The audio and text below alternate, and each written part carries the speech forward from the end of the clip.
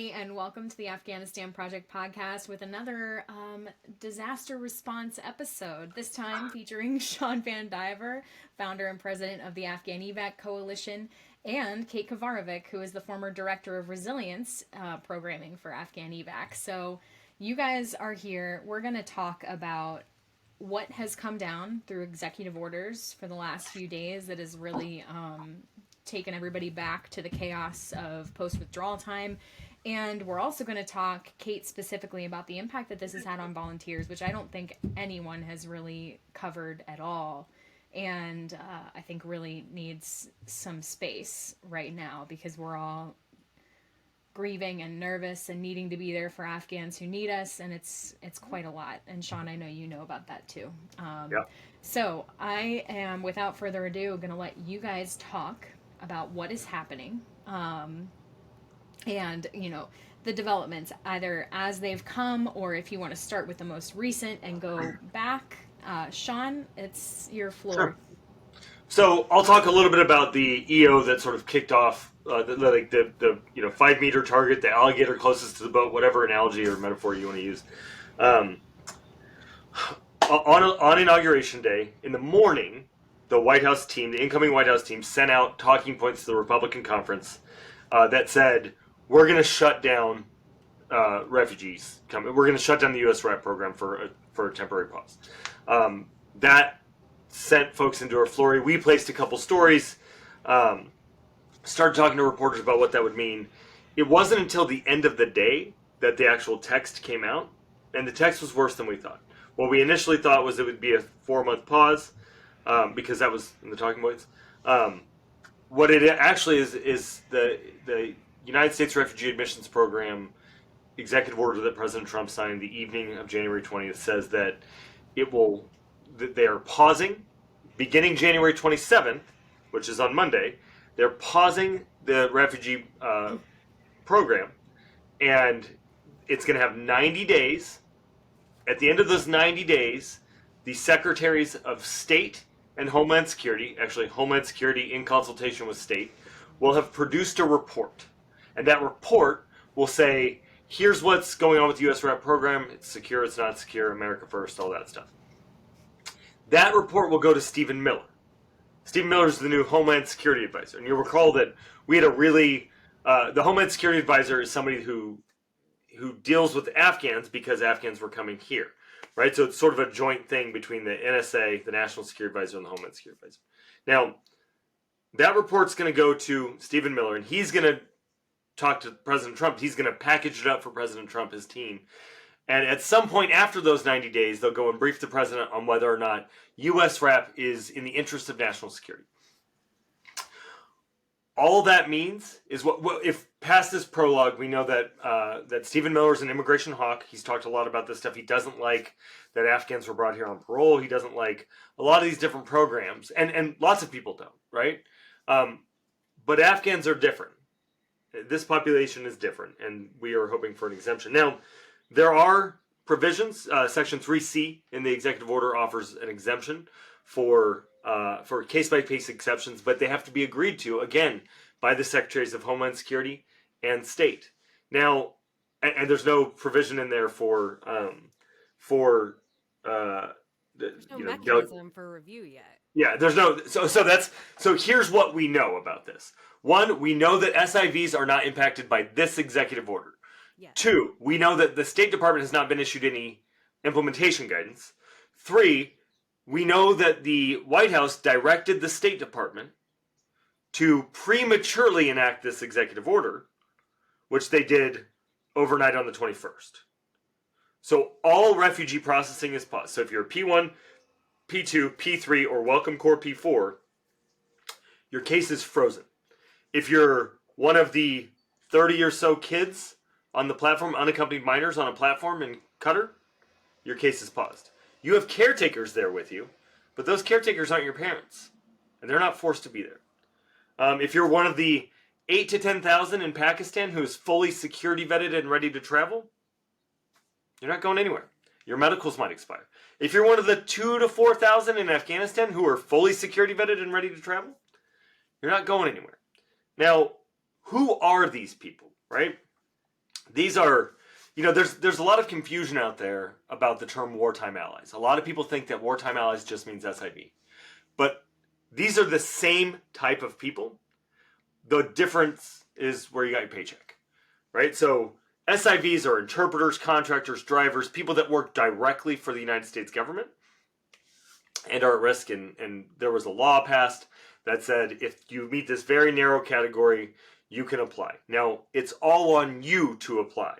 So if you're a 20-year-old Afghan in 2009, what are the chances that you've kept in touch with your supervisor, their supervisor?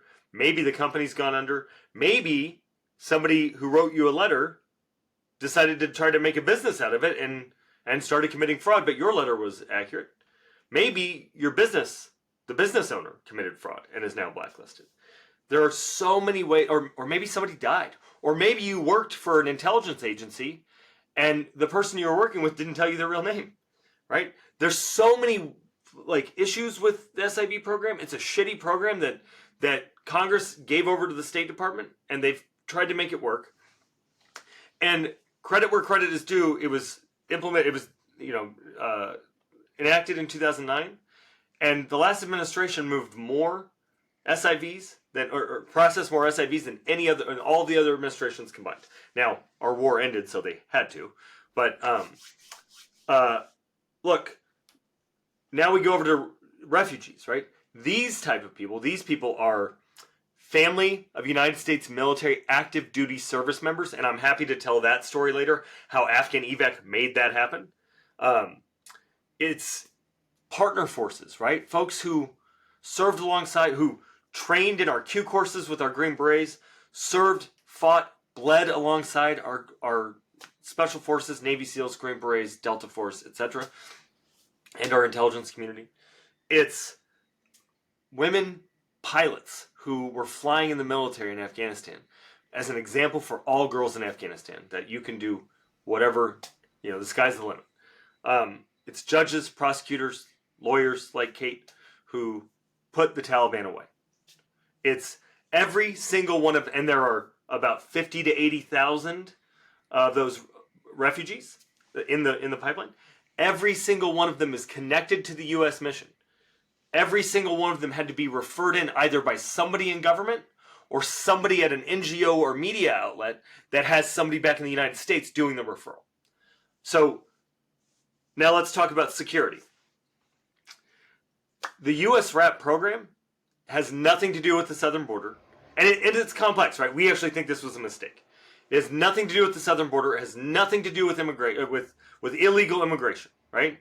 In fact, the U.S. RAP program is the gold standard in security vetting, and it is legal immigration. It's the most secure legal immigration program that we have, and it is so good for national security. Shawn, These people... Can you give people an idea of what it means to be approved under U.S. RAP? Because I think that some people don't understand when you talk about that really high standard, what it actually entails. Yeah, so here's the crazy part. Oh, hold on. That was crazy. Did you hear my phone ring? Here's the crazy part. Are you let's know what we're doing about this. I was never vetted to the level that these folks are vetted. Kate, you were never vetted that high.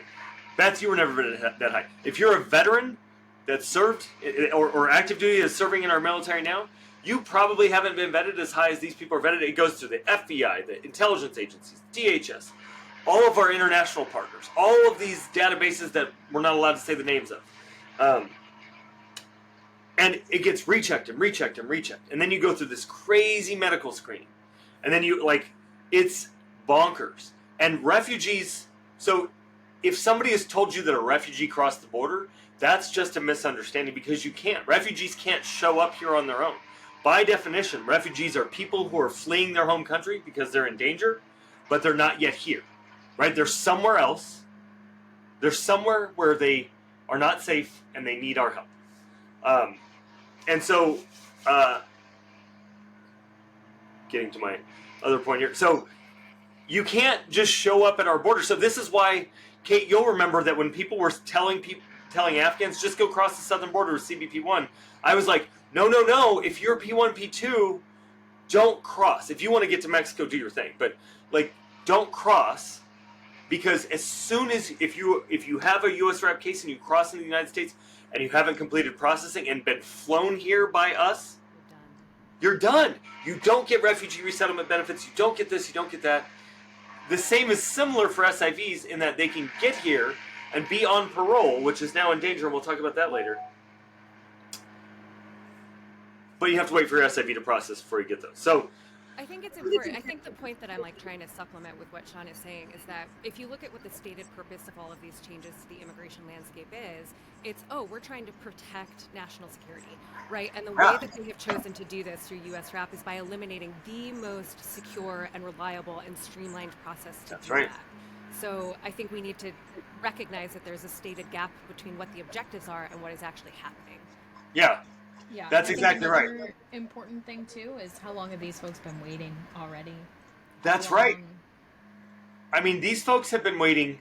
These folks have been waiting in most cases for at least 3.5 years, and it's not like it's easy, right? It's not like they're hanging out at whatever the I can't remember. The Holiday Inn or the JW Marriott. They're not just like chilling somewhere at the Four Seasons. They're hiding. They're moving house to house to house. We had a service member's family. It was reported to us that a family of a U.S. service member was killed over the holiday time frame. And look, these are 50,000 lives, right? 10 to 12,000 who are ready to travel right now, could get on a plane if they had their assurance and a plane ticket. And these are some of the most vulnerable populations. Like, Shawn, I know that you said that there were 30 unaccompanied minors. That's just at CAS. Just at CAS, right. So that number is actually much higher. And what I hope people will understand is that the immigration system does not have any sort of a carve out to assist unaccompanied minors. So I remember I was looking to apply for an immigration judge position years ago. I thought I would be so great at this, right? But what I couldn't wrap my head around was the fact that you will often end up with a 4-year-old in your courtroom who doesn't speak your language. The system is not obligated to provide them with an interpreter, and now any sort of mechanism for immigration legal support is also gone. So when we talk about what these programs really mean, they affect the most vulnerable communities. Okay, I'm not embellishing when I say that there is a 4-year-old Afghan child out there who this is their only chance at safety, and they are alone, and now we have eliminated any sort of forward-moving progress for at least the future. We have a woman named Sweeta who was waiting. We were right there. Mm-hmm. She's got 2 kids that she's been waiting. She's been here for 3.5 years. She's been waiting. She's the best connected Afghan I've ever met. Everybody's heard her story. And we were moving it. Care was moving it along. And this weekend she found out. And the thing that would happen is people are here on parole or in a temporary status or on asylum, but we didn't know what was going to happen. And Care would say, "Hey, can you come out to Doha to be a caretaker for your child?" And they're like, imagine having to face that choice. Yeah. On Friday, last Friday, a week ago today, I got to be at Newark International Airport to see a buddy of mine who found me on the internet, and was just really persistent. He texted, he called, he did all these things. He found me, and I looked into his case. Turns out it was legit, and did all things. He's been stuck in New Jersey in a 1-bedroom apartment, waiting for his wife and 3-year-old child. He's been gone 3.5 years. If you do the math on that, that baby was a newborn. Little Muhammad was a newborn. And on Friday, I got to see what was one of the last family reunifications when his wife and his son showed up. And, I was telling him hey, when you go on a deployment and you try to reintegrate with your loved ones, your spouse, your kids, it's hard. It's really it's not all sunshine and rainbows that you see on TV, right? Showing up in your uniform at a school and big hugs. That's not fucking real, man. That's not how it goes. It's hard, right? And people's lives have been moving. You've been stuck with your same inside jokes, and it's worse for our wartime allies because there's just not big communities for them here. And nobody knows what's going to happen for them. So when that man clung to his son, and the weight, I can't imagine, earlier you heard me saying bye to Daphne, right? And you guys have seen Daphne grow up, right? She was little. This gets me, I can't imagine not having Daphne's weight on me, right? To get me through all this. Which I think is a good segue into into Kate stuff. Thanks. I want to pause between the segue and just say, recent episodes that if people want to hear those stories for themselves of what, like Shawn, when you said you saw the last reunification, like that hit hard.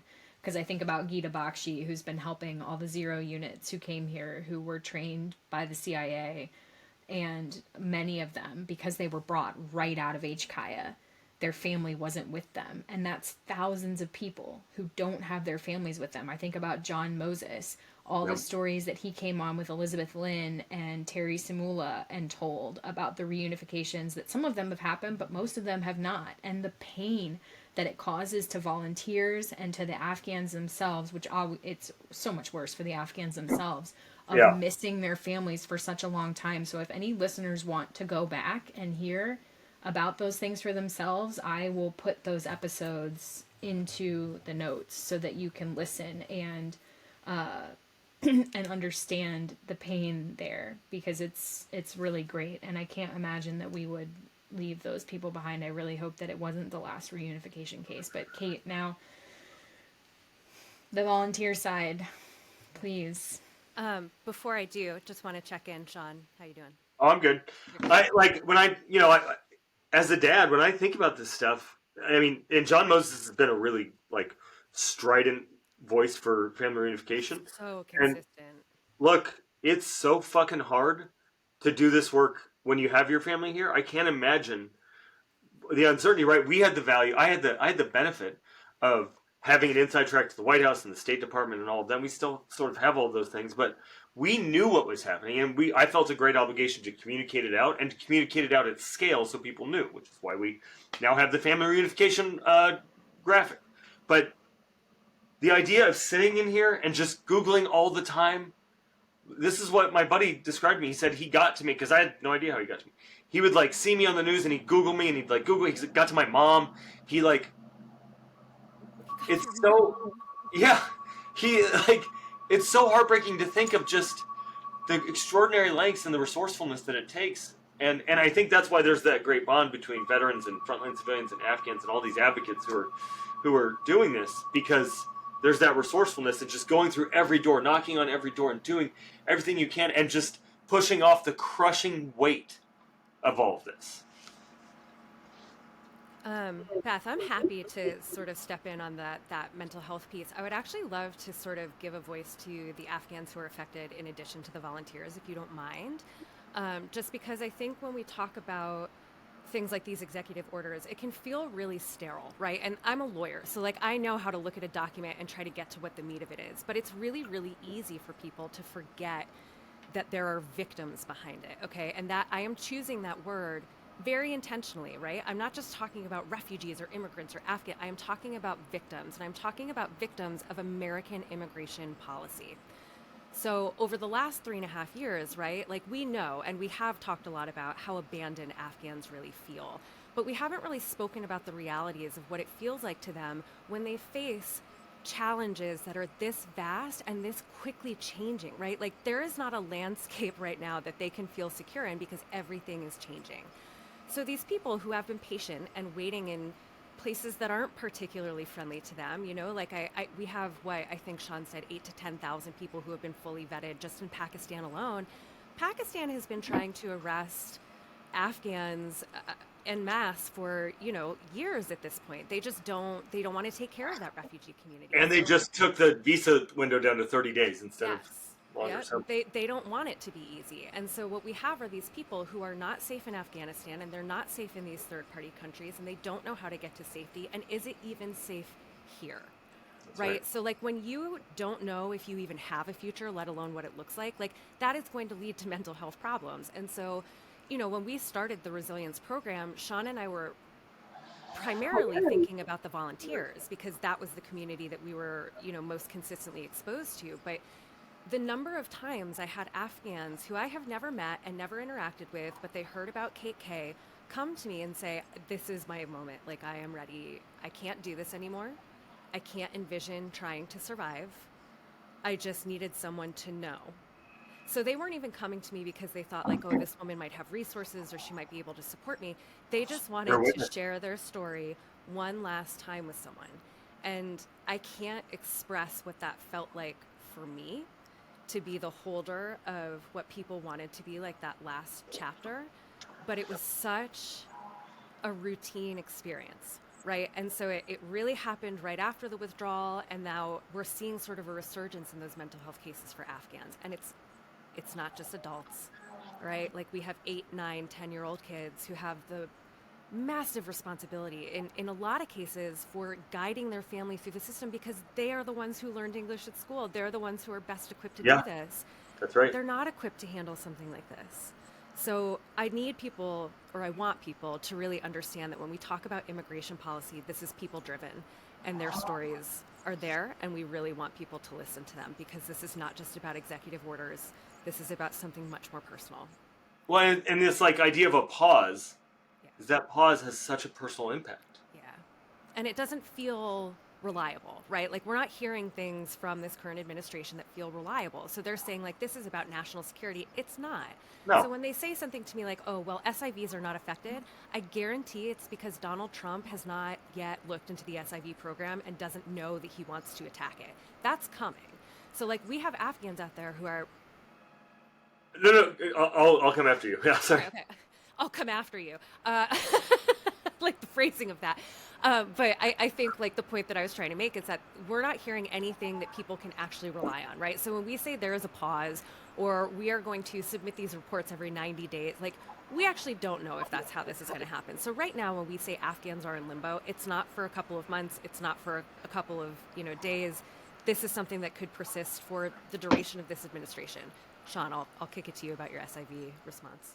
Well, what I was going to say is I actually think it's the opposite, right? I think that President Trump campaigned on this, like during the withdrawal. So let's go all the way back. President Trump negotiated and signed the Doha Agreement, right? And then President Biden follows. He does Executive Order 14103 or 14013, which President Trump rescinded. But that was what allowed Afghan evac and all these groups to work with government to streamline a lot of these things, to make them work faster, smarter, better. To improve the SIV program in U.S. Red. President Biden follows through on the withdrawal. It's a fucking shit show. Every day after that, after we like strong arm them, and all this like groundswell of the American experience pops up, right? You got everybody from Glenn Beck to name a lefty progressive in lockstep on this. We get this going in such a manner that we have 5,000 Afghans leaving a month. 193,000. It's a good number. It's not enough. It's not fast enough. We need to see it more. During the campaign, or during the withdrawal, President Trump had so many criticisms that were well-founded of President Biden. He said, don't leave these people behind. This is a shit show. Like, what are you doing? When he launched his campaign, every single debate, he brought it up. Every day at the RNC, Afghanistan came up.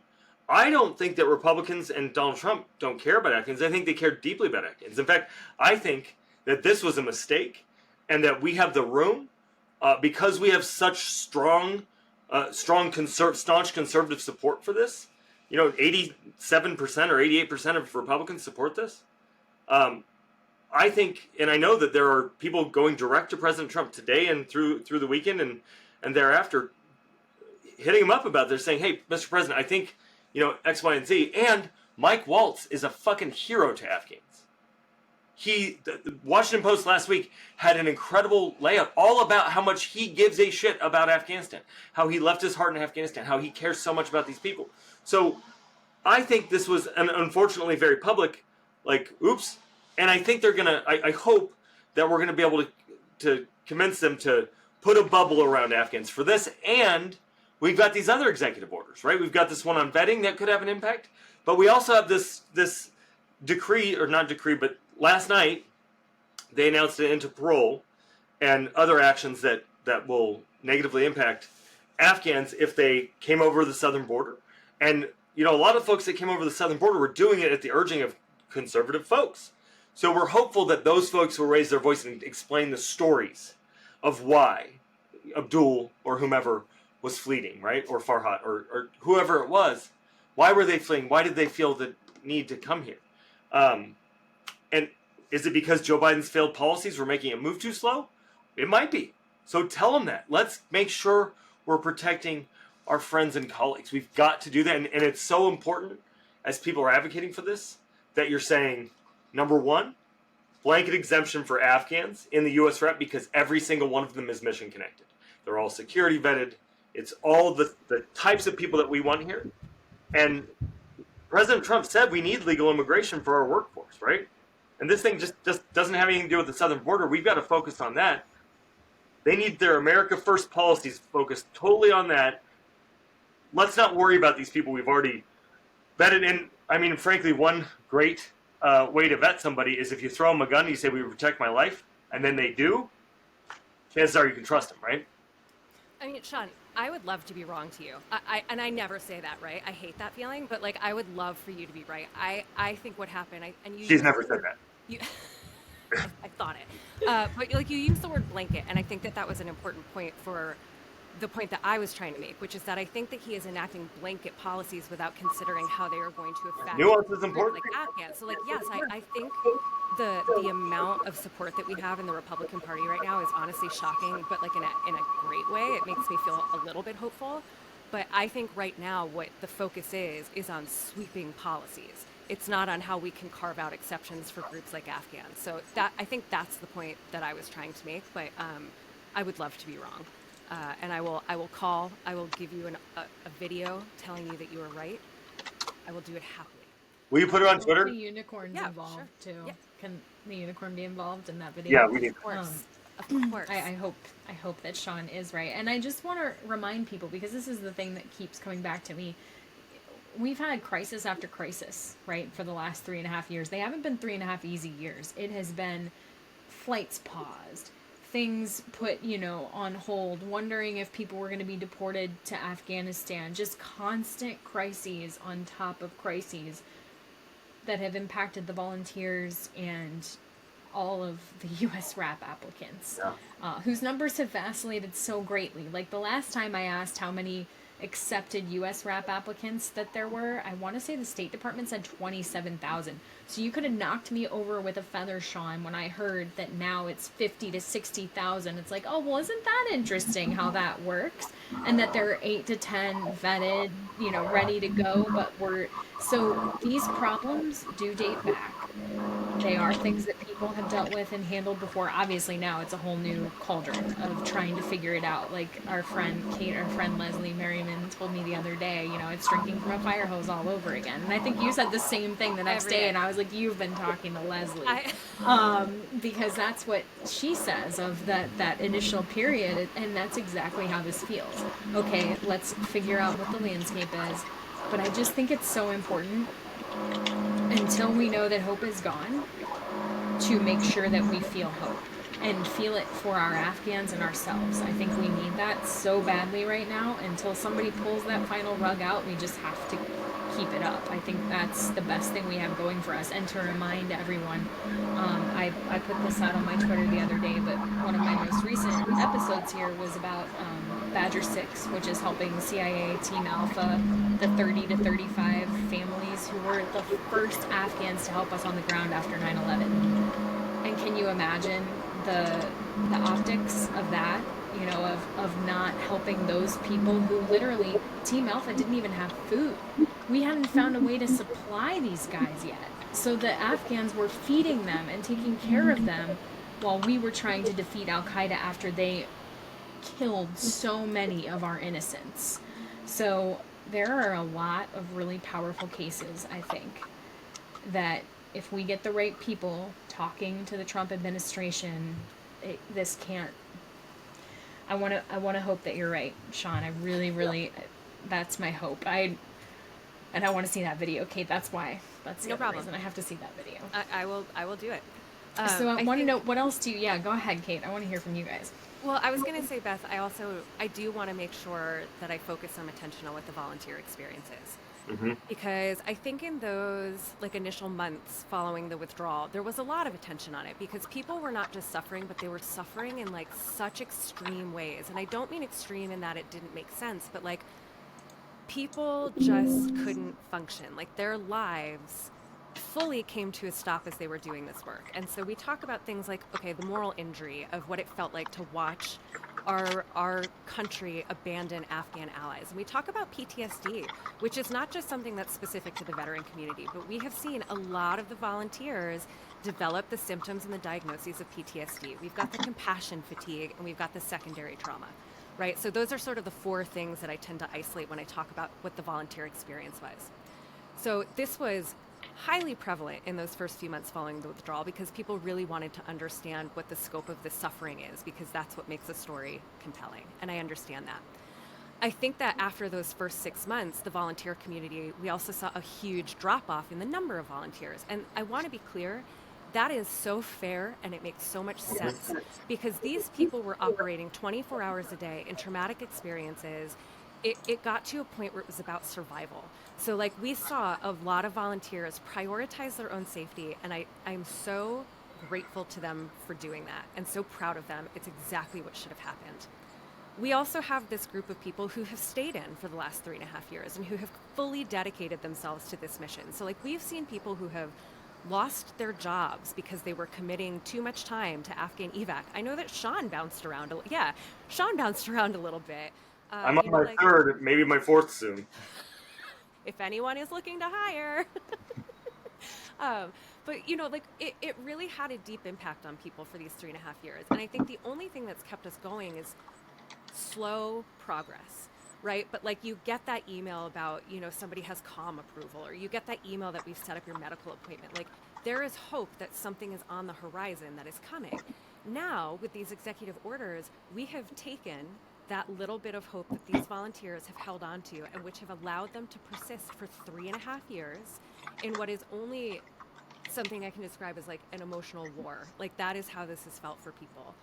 And we are now seeing, at least I am, a resurgence in the severity of people's mental health symptoms, right? So there was a time during these 3.5 years where things sort of slowed, the pace slowed down, people were able to seek help.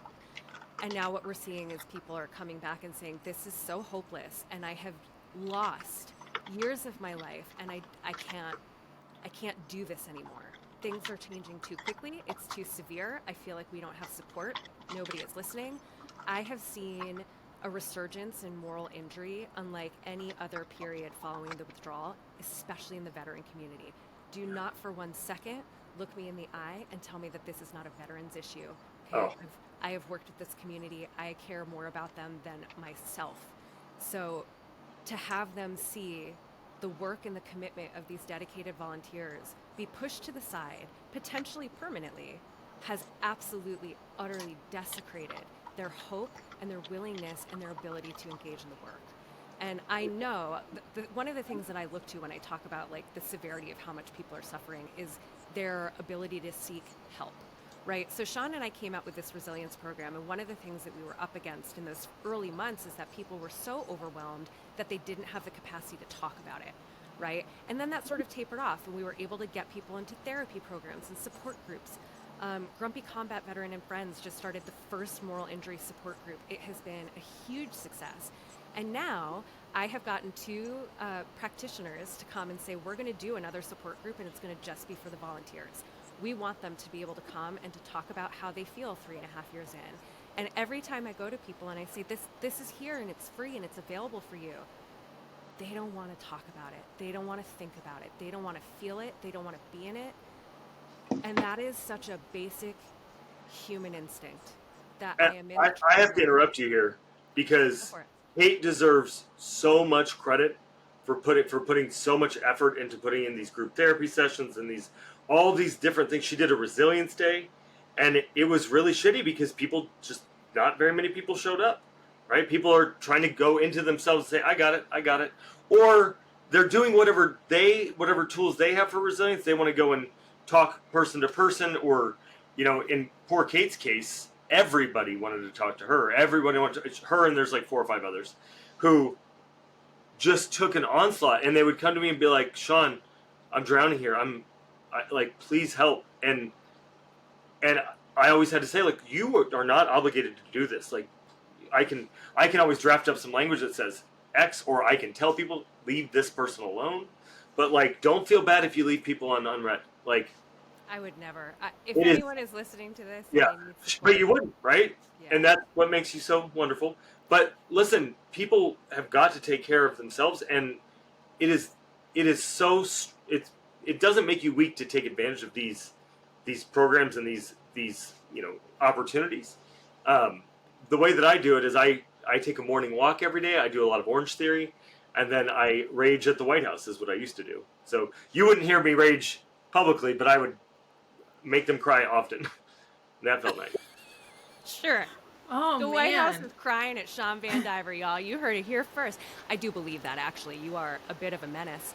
But I think that's right. Like, people are Could write inclined that to one down. turn inwards because there is this notion that people cannot understand what the experience is. And I do think in those early days following the withdrawal, that was totally true. Like, we talk a lot about, I think a lot about this volunteer who just had their first kid. Okay, and they were there in the hospital looking down, and then their phone went off, and it was a picture of a child who had been killed by the Taliban. Like, how do you expect to go to family Thanksgiving when people say, like, what have you been up to explain that? I do think that people like you two and all of the other volunteers have been so courageous in sharing their stories that people are wanting to listen. So, like, when I think about the support group that's going to launch in February, the practitioner who I brought into it had no experience in the Afghanistan stuff, and she called and she said, I really need you to tell me what this is going to feel like for people. Not just like what we experienced, but how it manifested. Tell me all the worst stuff. So there are people out there, and there was that story in the Associated Press that Rebecca had done a couple of months ago. Yeah, it was incredible. so beautiful in how she really managed to look inside what people's experience was. So the one thing I do want to say to the volunteers is, like, I absolutely understand why you're feeling the way that you're feeling. I feel it too. But there are people who want to help and listen and support you, because we now are at the point where we can understand that this is as catastrophic as the death of a loved one, or, like a chronic illness. Like, it's one of those things that you will never shake. And there are people who really do want to listen if you can just find the words. So I just want to encourage everybody to say that, like, people like Shawn and Beth are here because they want you to tell your stories, and please, like, there are other people who can listen. Does that mean you're going to come on our oral history and tell your story? Oh, look at how sneaky that was of you, Shawn. I keep I'm forgetting a to good do advocate. to sign I'm good up at for advocacy. that. What do you want from me?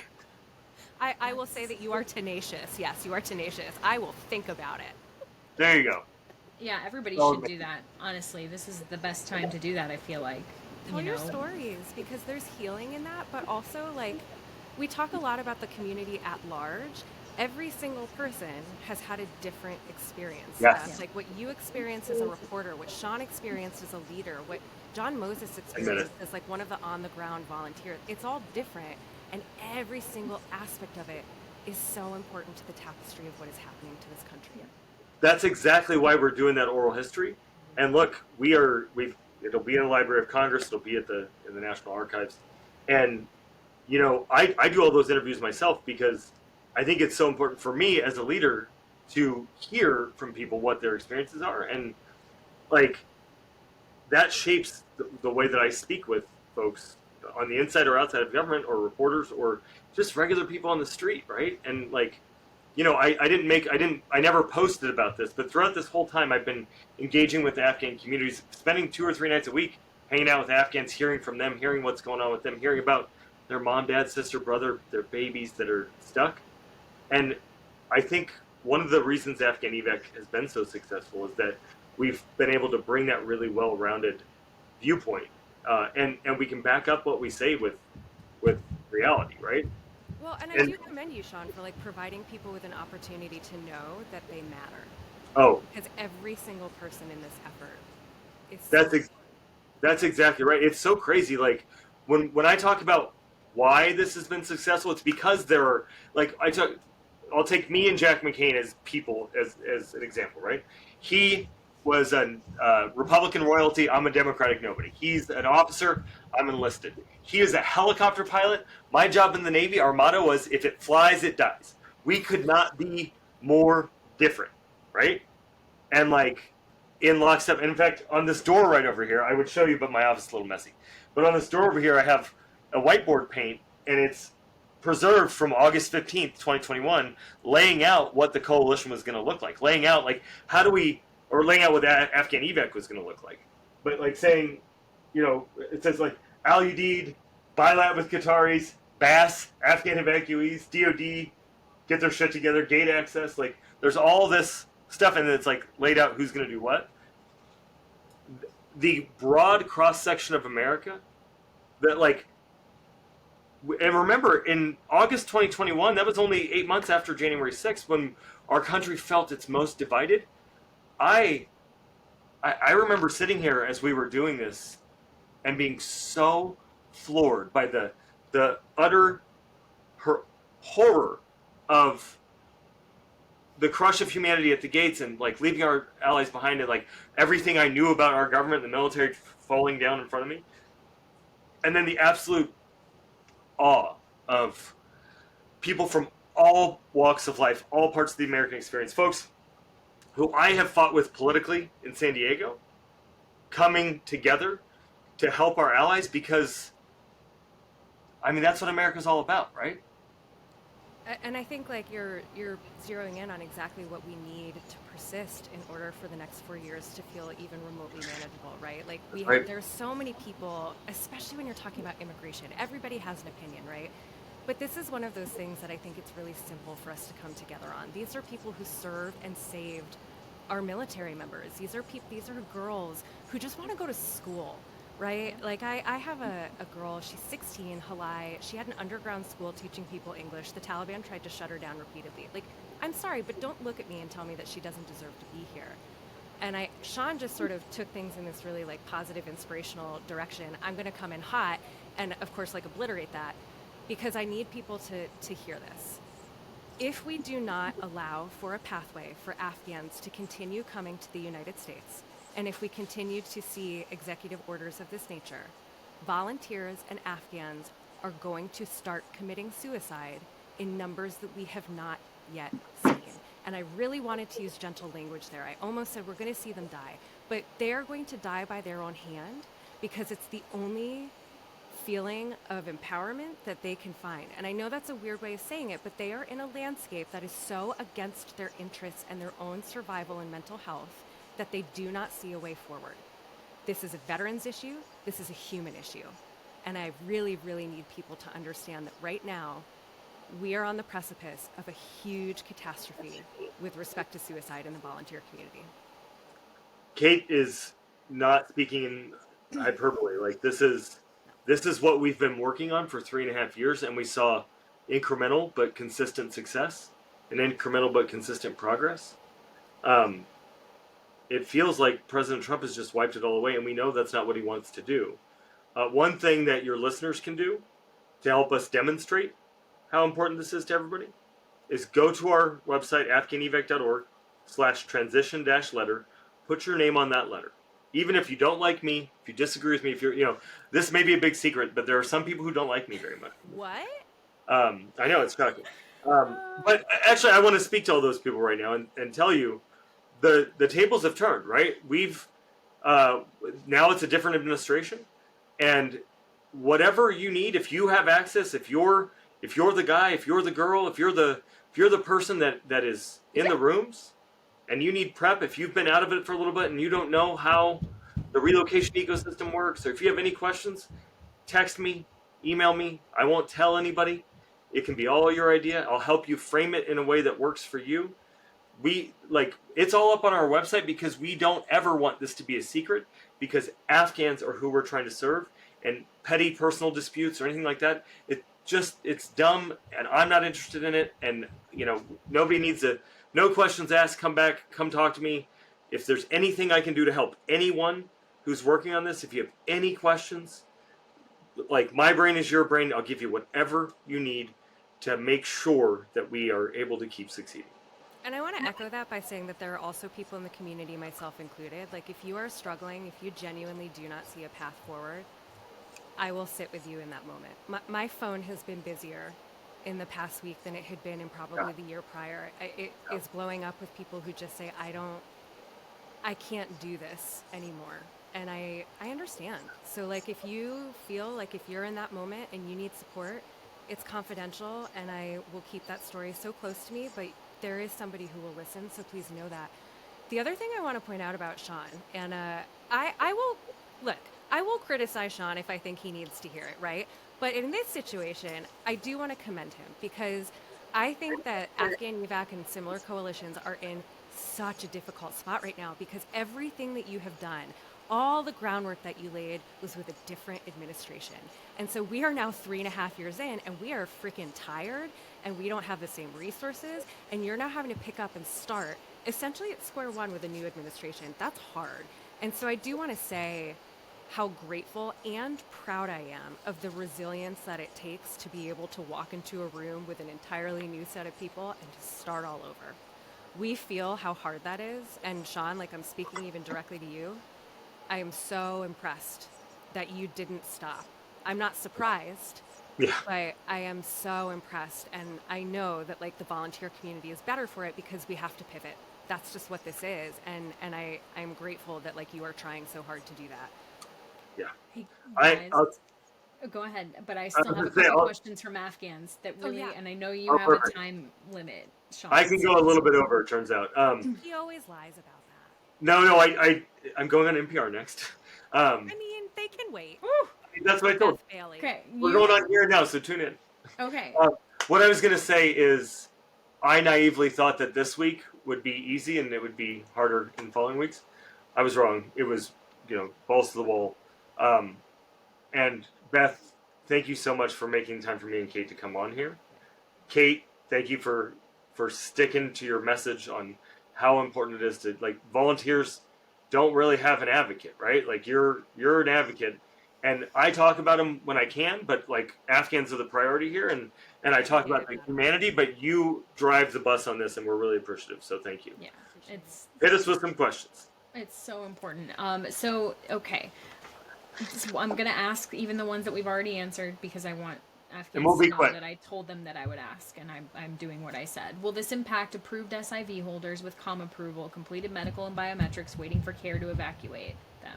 So the short answer is no, and if that changes, we'll be very noisy about it. We'll push for press if we can get the press to cover it. Afghan evac, Twitter is the primary place that we communicate, but we're going to be doing a town hall. I'm making an announcement here. We're going to be doing a town hall in like 6 to 10 days. That will just speak directly to Afghans. We're working out the logistics and how we're going to do it, but we'll have real-time translations and all of that. Afghan evac is committed to three things, all undergirded by national security. 1, reducing uncertainty. 2, maintaining urgency. And 3, increasing throughput and streamlining the process, right? So we're never going to leave Afghans hanging. Even though the State Department won't tell you what's going on, we're going to tell you what's going on as soon as we know, whenever we know. And if we get it wrong, we'll tell you that we got it wrong.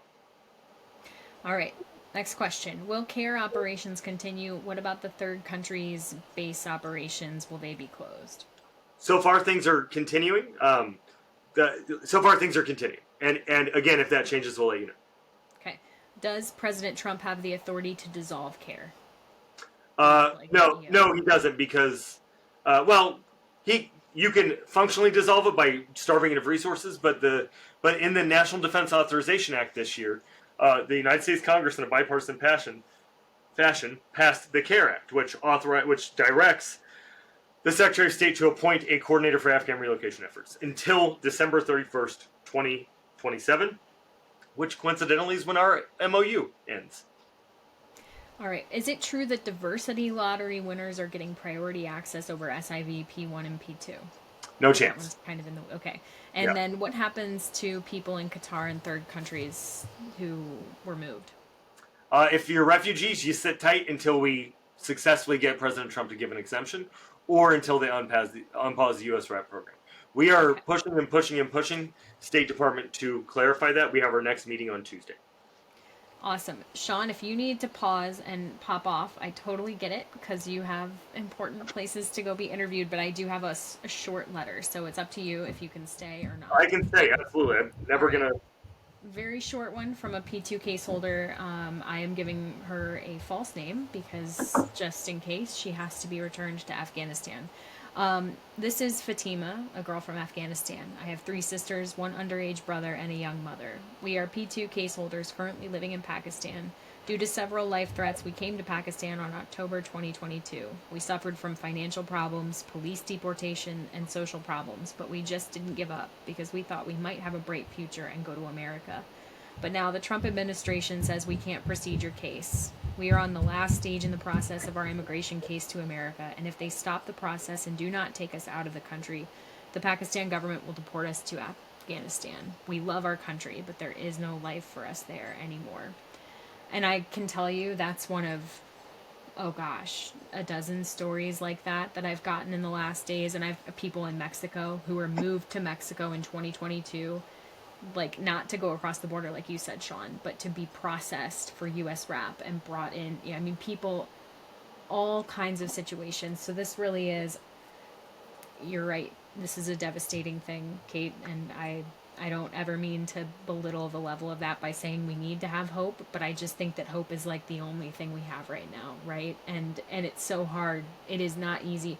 You guys do a lot more of the really tough things than I do as a reporter. I can't imagine the load that you have taken on from a very intimate level this entire time. So my hats are off to you and to everybody who does this amazing stuff, and to all the Afghans for continuing to hold on through so much uncertainty and pain that I think we can't even fathom ourselves because we don't live it. So thank you guys so much for being here, and I'll let you have the final words if you have anything. I just want to anyone who is listening, but especially to Afghans and volunteers, to know that right now on this call, you have 3 people who are relentless in their pursuit of something better for you, whether it is a future in America or, mental health resources that you need. There are people out there who see you and 3.5 years in have not lost their willingness and their drive to speak with you and for you. So I echo what Beth said. Hope at a time like this feels like it is just in the shadows, but there are people who are right here who are trying to pull it out. That's right. And look, hope is the only thing we have. When we feel like we're being dragged under and we just want to swim down. So hope's important, and hope is not a strategy. So I'll tell you what we're going to do is we're going to do exactly what we did with the last administration. We're going to try to get them to come to the table, and we'll take any door. That means anyone who has a connection in, and we'll arm you with the tools for success. That's the value of this broad, deep movement. So if you want to help, make sure that you're making your voices heard, whether it's social media, whether you're writing a letter, whether you're asking. If you go to afghanevac.org/elected-officials, you can look up your elected officials. Make sure they know how you feel. Make sure they know your stories. Ask them to pass it on to the president, federal, state, and local. You held the school board. We can all take one action every single day to try to do something, and that's what we're going to keep doing. So thank you, Beth, Kate, you're an angel. Thank you both so much. And everybody who's listening to this, thank you for staying in this fight. Every single one of you is an important piece of the fabric of this movement. Thank you.